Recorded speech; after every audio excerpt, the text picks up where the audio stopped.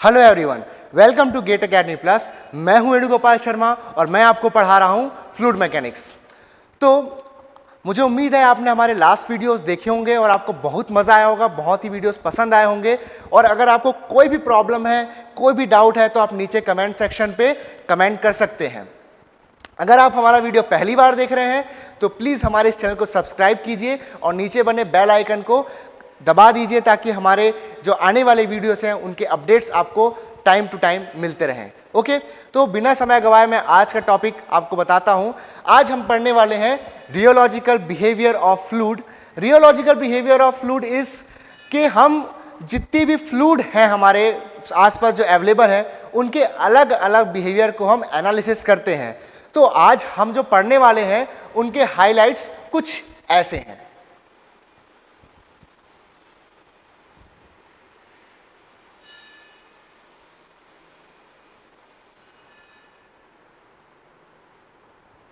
Okay, तो I think कि आप लोग बहुत ही एक्साइटेड होंगे पढ़ने के लिए और ये बहुत ही इंपॉर्टेंट टॉपिक है।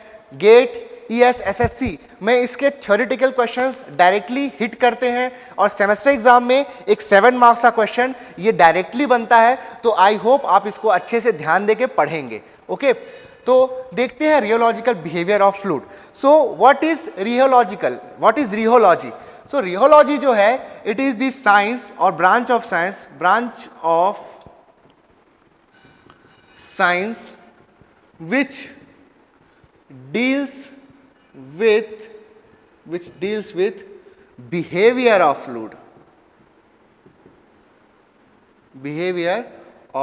fluid, okay. डिफरेंट फ्लूइड्स के जो बिहेवियर्स के स्टडी किया जाता है कि किस तरीके का फ्लूइड है, उसमें कैसी कैसी प्रॉपर्टीज हैं, ठीक है, किस तरह से वो डिफॉर्म होता है, वो रिजिड तो नहीं है ज़्यादा, करेक्ट। इस तरीके की जो हम लोग एनालिसिस करते हैं that is come under the domain of rheology. Okay, तो रियोलॉजिकल बिहेवियर ऑफ फ्लूइड हमारा आज का टॉपिक है। तो सबसे पहले हम लोग देखते हैं आइडियल फ्लूइड। आइडियल फ्लूइड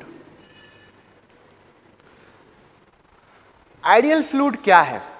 पहली चीज ये जान लीजिए कि आइडियल गैस आइडियल फ्लूइड नहीं है। आइडियल गैस जो है वो आइडियल फ्लूइड नहीं है। फर्स्ट ऑफ ऑल मैं आगे बताऊंगा भी कि वो कैसे नहीं है।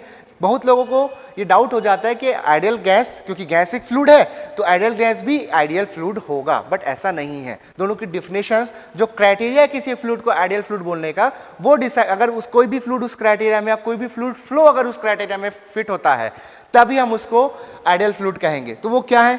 तो पहली चीज ये कैसा होना चाहिए, जो भी फ्लूइड है वो कैसा होगा? इनविस्किड होगा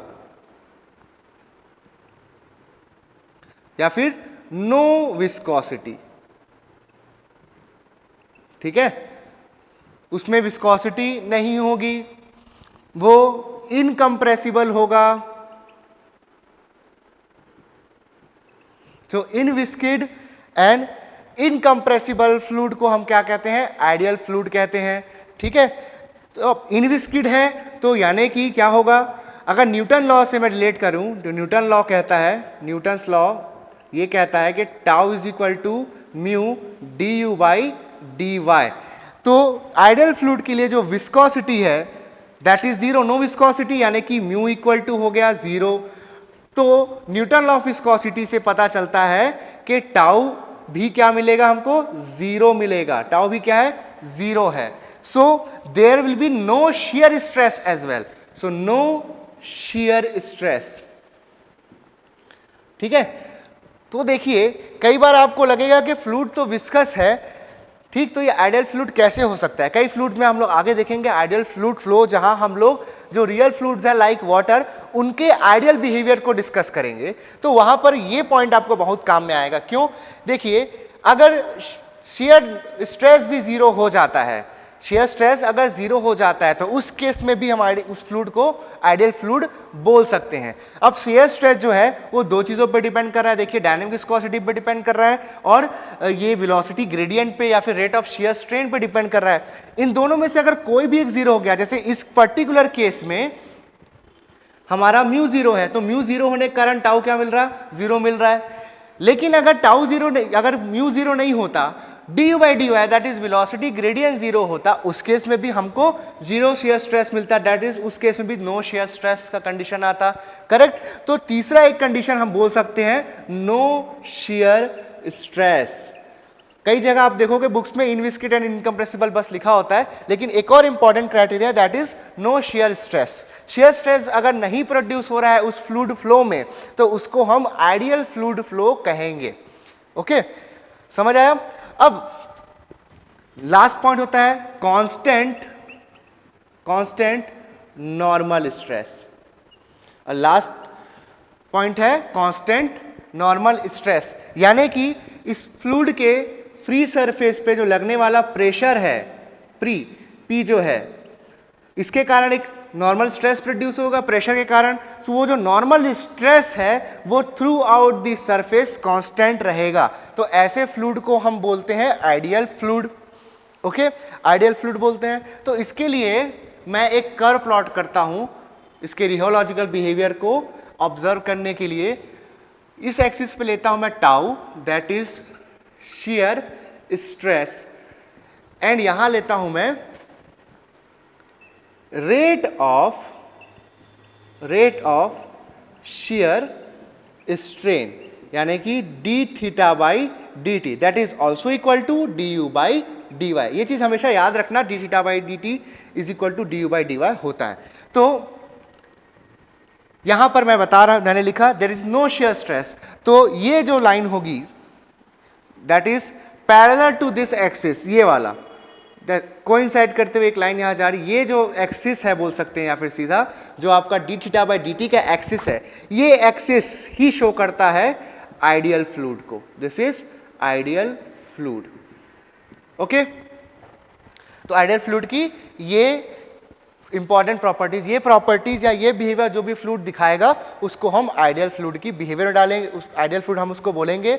और आइडियल फ्लूइड के अगर मैं कर्व प्लॉट करूं शेयर स्ट्रेस और रेट ऑफ शेयर स्ट्रेन के लिए, तो रेट ऑफ शेयर स्ट्रेन का जो एक्सिस होता है उसी के अलोंग ये हमारे को एक कर्व मिलता है जो बिहेवियर शो करता है आइडियल फ्लूइड का। देखिए इसको, देखिए आप हर particular rate of shear strain, देखो शेयर स्ट्रेन कंटिन्यूअसली बढ़ते जा रहा है लेकिन शेयर स्ट्रेस कुछ भी नहीं हो रहा है, तो फ्लूइड कंटिन्यूअसली डिफॉर्म हो रहा है, कोई भी रेजिस्टेंस ऑफर नहीं कर रहा है, that's why it is a ideal fluid. Correct. Next देखते हैं हम लोग, सेकेंड फ्लूइड है हमारा, सेकेंड कैटेगरी ऑफ फ्लूइड है न्यूटोनियन फ्लूइड। Newtonian fluid. अब न्यूटोनियन फ्लूइड क्या है? ऐसे फ्लूइड जो कि न्यूटन्स लॉ ऑफ विस्कोसिटी को फॉलो करते हैं, ओबे करते हैं, ऐसे फ्लूइड्स को कहा जाता है न्यूटोनियन फ्लूइड। तो ऐसे फ्लूइड जो कि न्यूटन्स लॉ ऑफ विस्कोसिटी को फॉलो करते हैं उसको कहते हैं Newtonian fluid. What is Newton law of viscosity? तो Newton law of viscosity tau equal to mu D you by D Y. तो ऐसे फ्लूइड जो इस लॉ को फॉलो करते हैं उसको कहा जाता है न्यूटोनियन फ्लूइड। तो न्यूटोनियन फ्लूइड के लिए अब मैं देखता हूं कि tau is directly proportional to d you by D y. अब मैं इस रिलेशन को इस प्लेन पे टाउ और d theta by d t that is equal to d you by D y, इसके बीच इस रिलेशन को प्लॉट करता हूं तो मुझे मिलेगा एक लाइन, है ना, एक इंक्लाइंड स्ट्रेट लाइन मिलेगी। आप देख सकते हैं इस इक्वेशन को जब मैं कांस्टेंट हटाता हूं यहां से तो क्या लिखाता है वहां पर, tau is equal to mu D you by D y, d you by D y. इस इक्वेशन को आप एक स्ट्रेट इंक्लाइंड लाइन की इक्वेशन से कंपेयर कर सकते हैं, that is y is equal to m x plus c. Okay, यहाँ c की वैल्यू 0 है, y equal to m x, y की जगह क्या हो गया, टाउ आ गया, m that is the gradient of line that is equal to mu, and x की जगह क्या आ गया, D you by D Y. तो x एक्सिस में हमारे पास D you by D Y है, y एक्सिस की जगह में हमारे पास टाउ है। तो एक लाइन मिलेगी हमको दैट विल बी इंक्लाइंड और जो इसका स्लोप है that is constant and that is equal to mu. Okay, तो इसका जो स्लोप है दैट इज म्यू, इसका जो स्लोप है दैट इज म्यू। तो हमको न्यूटोनियन फ्लूइड के लिए एक रियोलॉजिकल कर्व हमको मिल गया। करेक्ट। तो अब देखते हैं हमारा नेक्स्ट फ्लूइड। देन नेक्स्ट है हमारा नॉन न्यूटोनियन फ्लूइड। ऐसे फ्लूइड्स जो कि न्यूटन्स लॉ ऑफ विस्कोसिटी को फॉलो नहीं करते हैं, उन फ्लूइड्स को हम इस कैटेगरी में डालते हैं। ये देखो, ये जो लॉ है टोटली डिफरेंट है from the Newton's law of viscosity, जो इसको पावर लॉ कहते हैं। तो ये फ्लूइड्स आते हैं आपके नॉन न्यूटोनियन फ्लूइड की कैटेगरी में। यहां पर जो m है, m is known as consistency index. Consistency index ये क्या बताता है? गाढ़ापन बताता है उसका, कितना कंसिस्टेंट है। एंड ये बताता है flow index. This is n is what? Flow index. So m is consistency index and n है आपका फ्लो इंडेक्स। तो Newtonian, non Newtonian fluid which does not obey the Newton's law of viscosity. अब देखो यहां n की जो value है उसके बेसिस पे नॉन न्यूटोनियन फ्लूइड को हम दो डिफरेंट कैटेगरी में डाल सकते हैं। Okay, so if n is greater than 1, if n is greater than 1, तो उस केसेस में नॉन न्यूटोनियन फ्लूइड को बोलेंगे डाइलेटेंट फ्लूइड्स। ठीक है, डाइलेटेंट फ्लूइड्स जिसके लिए फ्लो इंडेक्स की वैल्यू होगी ग्रेटर देन 1। अगर फ्लो इंडेक्स की value n is less than 1 तो उसको बोलेंगे स्यूडोप्लास्टिक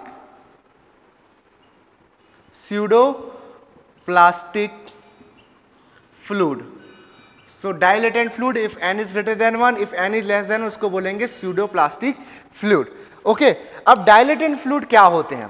देखो, if n is greater than 1 तो उसको डाइलेटेंट फ्लूइड कहा जाएगा। अब दूसरा चीज ये है कि ये होते हैं शेयर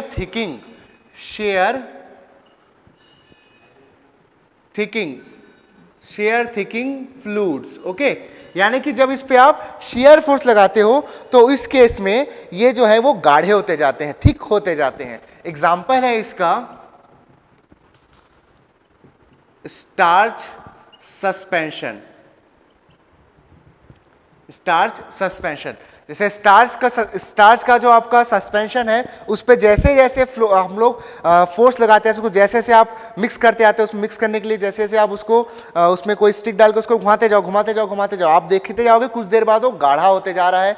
आपने उस पर शेयर फोर्स लगाया, दैट्स वाई वो गाढ़ा होता चला गया। तो starch suspension is the example of dilatant fluid, जिसमें शेयर फोर्स लगाने पे उसकी जो विस्कोसिटी है वो बढ़ते जाती है। देन स्यूडोप्लास्टिक फ्लूइड को बोलते हैं शेयर थिनिंग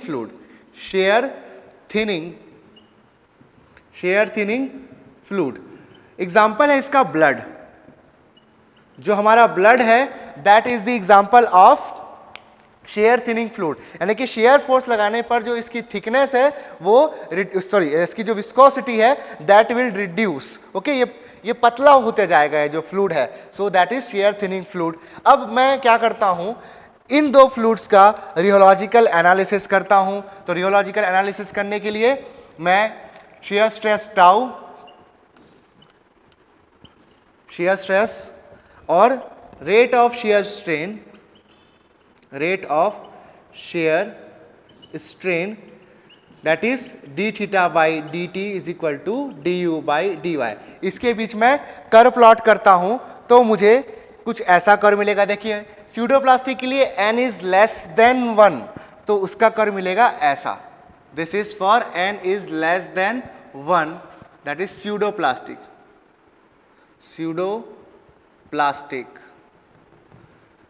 ठीक, देन डायलेटेंट के लिए कुछ ऐसा कर्व मिलेगा, क्योंकि n क्या है, बड़ा है एक से, इसलिए बढ़ता हुआ ऐसा कर्व मिलेगा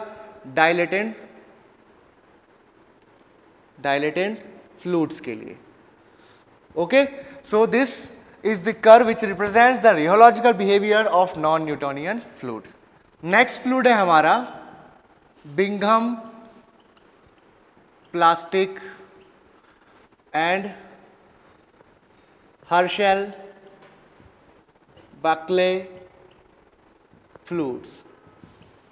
Bingham plastic and Herschel Buckley fluid. देखो, ये एक डिफरेंट कैटेगरी ऑफ फ्लूइड है।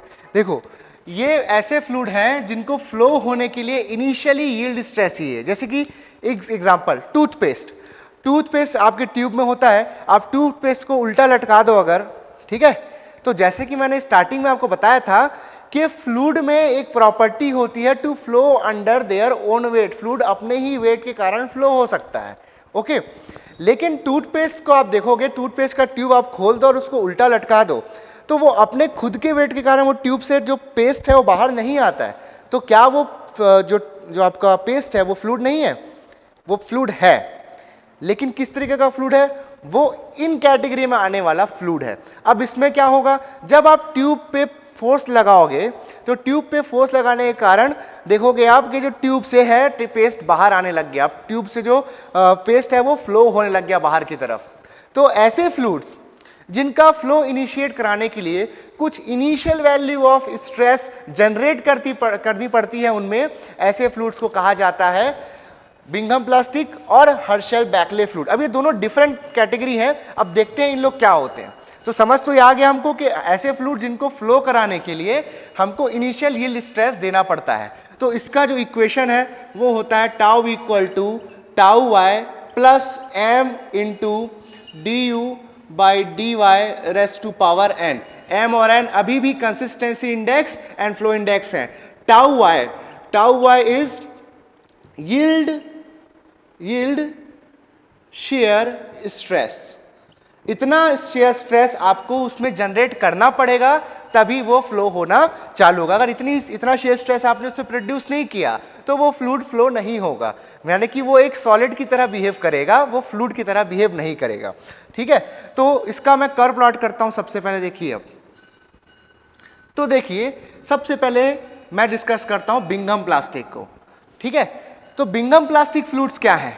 बिंघम प्लास्टिक फ्लूइड्स ऐसे फ्लूइड्स हैं जिनको जब हम लोग इनिशियल शियर स्ट्रेस दे देते हैं और फ्लो होना वो चालू कर देते हैं तो वो फ्लो होते हैं एक न्यूटोनियन फ्लूइड की तरह। मतलब when they flow they behave like a Newtonian fluid. यानी कि मैंने अगर कोई फ्लूइड आपका बिंघम प्लास्टिक फ्लूइड है और मैंने उसमें initial shear stress tau why they दिया तो वो फ्लूइड एक न्यूटोनियन फ्लूइड की तरह फ्लो होगा इस तरह से। तो ये जो कर्व बना लाइक दिस, इनिशियल मैंने उसको टाउ बाय शेयर स्ट्रेस दिया, टाउ बाय शेयर स्ट्रेस देने के बाद उसमें share rate of shear strength D theta by d T आया, वो डिफॉर्म होना चालू हुआ। और डिफॉर्म कैसे हो रहा है? एज पर अ न्यूटोनियन फ्लूइड, ठीक। ऐसे फ्लूइड को हम लोग कहेंगे Bingham plastic.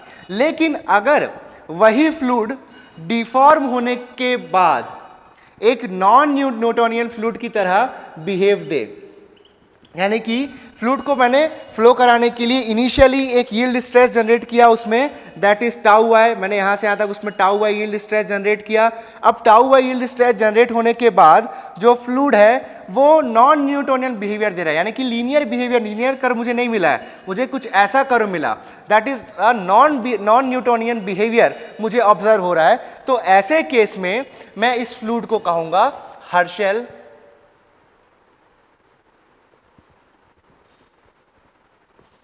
बैकले fluid, okay, Herschel Bulkley fluid. So Herschel Bulkley fluid में जो इनिशियल यील्ड स्ट्रेस लगाने के बाद जो फ्लो ऑकर होता है that is as a non Newtonian fluid, okay. तो इस इक्वेशन को मैं इसके लिए कैसे लिखूंगा? इसके लिए इक्वेशन होगा tau equal to, that is Bingham plastic के लिए tau equal to tau y into mu D u by d y. अब ध्यान देने लायक बात यह है कि अगर कोई fluid if a fluid behaves like a Newtonian fluid, if a fluid behaves like a Newtonian fluid, तो ये जो पावर लॉ है उसमें m that is consistency index की वैल्यू हो जाती है डायनेमिक विस्कोसिटी के बराबर, और जो फ्लो इंडेक्स है n that becomes equal to 1। Power law जो दिख रहा है आपको that is tau equal to m d you by D y raise to power n, यहाँ जो कंसिस्टेंसी इंडेक्स m है that becomes equal to dynamic viscosity and n becomes equal to 1 for a Newtonian fluid. So मैंने वही किया कि क्योंकि Bingham plastic fluid deform होने के बाद या फ्लो इनिशिएट होने के बाद एक न्यूटोनियन फ्लूइड की तरह बिहेव कर रहा है, इसलिए मैंने m को म्यू से और n को 1 से रिप्लेस कर दिया। So this is the equation और the rheological equation for the Bingham plastic fluid. Same वैसे ही हर्शल बैकले के लिए यही इक्वेशन लिखा जाएगा, tau equal to tau y m d you by D Y raise to power n. तो यहाँ पर मैंने अब जितने भी हम लोगों ने फ्लूइड्स देखे सबकी एक ब्रीफिंग की है। तो जो आइडियल फ्लूइड है वो ये जो एक्सिस है रेट ऑफ शेयर स्ट्रेंथ का, रेट ऑफ एक्स एक्सिस और योर हॉरिजॉन्टल एक्सिस, इसके अलॉन्ग होता है किसका बिहेवियर, आइडियल फ्लूइड का बिहेवियर।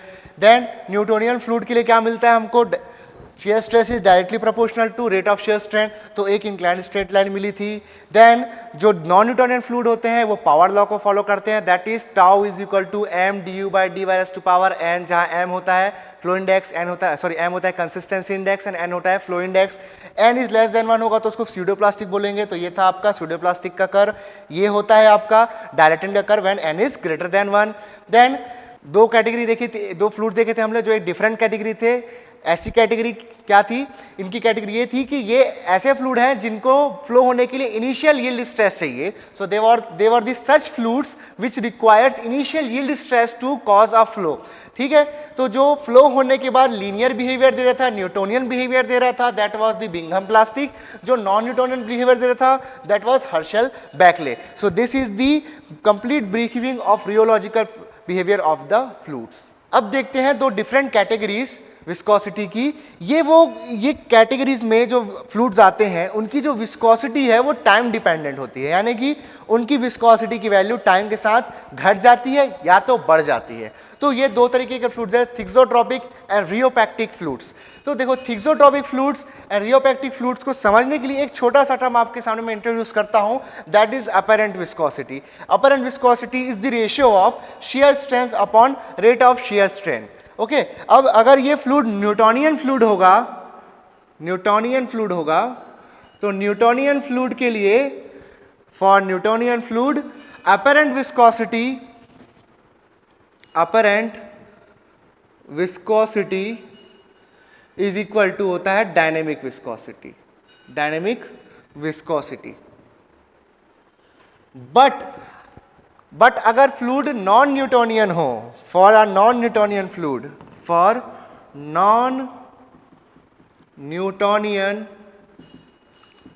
फ्लूइड जो अपरेंट विस्कोसिटी है that will change with respect to rate of shear strain. Apparent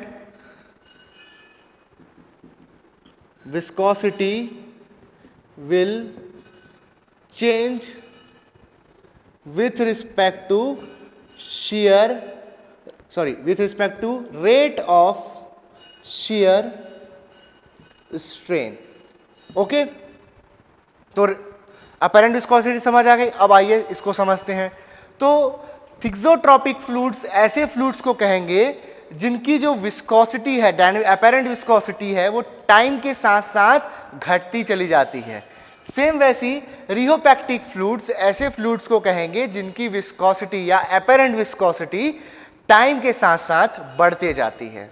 ठीक है, रियोपैक्टिक फ्लूइड का सिंपल एग्जांपल है आपके जो इंक होते हैं, प्रिंटर में जो इंक लगा होता है वो कुछ दिनों बाद आप देखते हो कि वो जो है वो सूख जाता है। ठीक है, तो सूखने की का कारण क्या है, जैसे जैसे समय बीतता जाता है जो उसकी विस्कोसिटी है वो बढ़ती जाती है, वो गाढ़ा होते जाता है जो इंक है वो, राइट। इसलिए देखना कई बार पेन्स आप बहुत दिन तक अगर छोड़ दो, जैसे ये पेन है, इसको बहुत दिन तक छोड़ दूंगा तो ये अपने आप चलना बंद हो जाएगा, क्योंकि इसकी विस्कोसिटी इतनी बढ़ जाएगी कि जो इंक है वो इसमें फ्लो नहीं हो पाएगी मेरे पेन में, राइट। सो ऐसे फ्लूइड जिनकी विस्कोसिटी टाइम के साथ बढ़ती जाती है they are called rheopectic, and ऐसे फ्लूइड जिनकी विस्कोसिटी घटती जाती है that is called thixotropic. Thixotropic के लिए एग्जांपल बोलूं तो वाटर एंड बेंटोनाइट क्ले का जो मिक्सचर है, किसका, वाटर, एग्जांपल है इसका वाटर एंड बेंटोनाइट क्ले का जो मिक्सचर है ना, that is the example of thixotropic fluid. And rheopectic के लिए जैसे कि मैंने आपको एग्जांपल दिया printer ink. Okay, so this is all about the rheological behaviour of fluid. I hope आपको सारी चीजें समझ आई होंगी। ओके, तो आई होप आप सभी को आज के सारे टॉपिक्स क्लियर हुए होंगे और आप इसी तरह हमारे साथ बने रहेंगे। आपको अगर जैसे जैसे आप इस सब्जेक्ट में और डिटेल में जाओगे आपको और डाउट्स आएंगे, आप जैसे टेक्स्ट पढ़ेंगे और मेरे वीडियोस देखेंगे, आप जितना स्टडी करेंगे आपको और अच्छे अच्छे डाउट्स आएंगे। आपके जो भी डाउट्स हैं आप नीचे कमेंट सेक्शन में डाल सकते हैं और हमारी टीम पूरी कोशिश करेगी कि मीन टाइम में उसका हम जवाब भी दें। ओके, तो आई होप आप सबको मज़ा आया होगा। आप लोगों को जो इन्फॉर्मेशन हमने दी है वो आपको बहुत सही लगेंगी और आपको बहुत ज़्यादा हेल्प करेंगी। तो हमारे साथ बने रहने के लिए मेरे और मेरे गेट अकेडमी प्लस की टीम की तरफ से आप सभी को थैंक यू, और मिलते हैं नेक्स्ट लेक्चर में अगले नए टॉपिक्स के साथ।